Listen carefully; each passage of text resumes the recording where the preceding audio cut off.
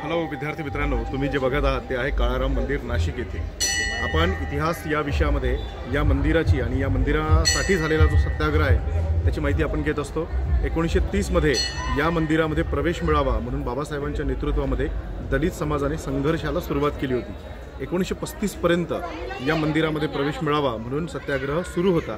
5 वर्ष झाले तरी या मंदिरामध्ये त्या काळामध्ये दलितांना प्रवेश मिळाला नव्हता। हेच ते काळाराम मंदिर आहे। विद्यार्थी मित्रांनो, या 5 वर्षाच्या कालावधीमध्ये हे मंदिर बंद होतं। बाबासाहेबांचा उद्देश होता की आपण आणि अस्पृश्य समाज जो आहे हे सुद्धा व्यक्ती आहे, त्यांना सुद्धा समानतेचा अधिकार आहे आणि त्यांना सुद्धा इतर माणसांसारखे हक्क मिळावे, त्या समतेच्या हक्कासाठी तो सत्याग्रह होता। भाऊराव कृष्णराव गायकवाड यांनी या सत्याग्रहाचं नेतृत्व केलं होतं। 1935 पर्यंत हा सत्याग्रह चालला। फायनली अस्पृश्यांना काही प्रवेश मिळाला नाही। तर तेच मंदिर मी आतापर्यंत तुम्हाला शिकवत होतो आपल्या अभ्यासामध्ये।